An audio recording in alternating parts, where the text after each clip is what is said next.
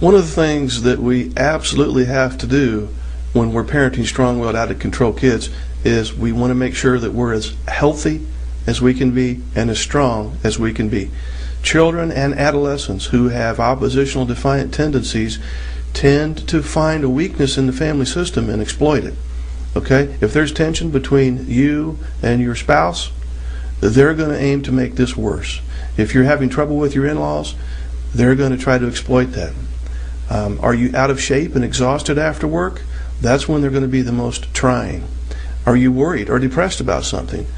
They're going to figure out what the problem is and they're going to torment you with it.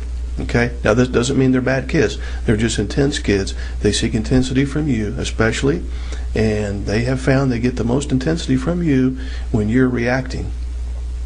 Okay? So dealing with a child with oppositional tendencies is very exhausting and trying. And I know I'm preaching to the choir. You already know this.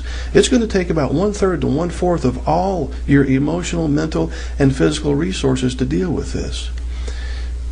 If you knew that you would be chopping wood for 4 to 6 hours every day, you'd make sure that you got enough rest, that you were on a good diet, that you had plenty of time to relax. And the same holds true. In fact, it holds double with dealing with a child with oppositional defiant tendencies in the long term. You have to take care of yourself in ways that you wouldn't have to if you didn't have such an intense kid. Some of the ways that you can take care of yourself is to find somebody who will stay home with the kid while you can go out weekly away from this child and away from your home. This can be with your spouse, with a friend, whomever, or by yourself. Something to get you out of the house at least once a week where you can go and have some fun.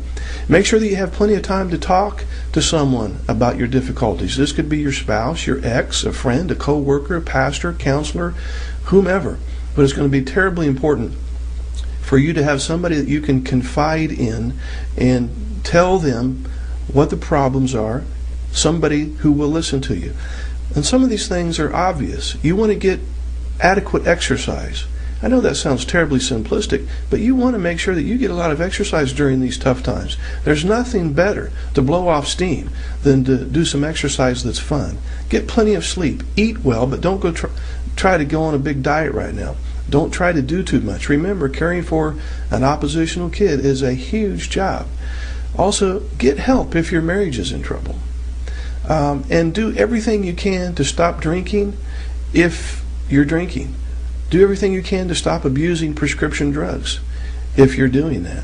Now, I know that may sound funny to some of you, but many, many parents turn to drugs and chemicals when they're going through this huge amount of stress.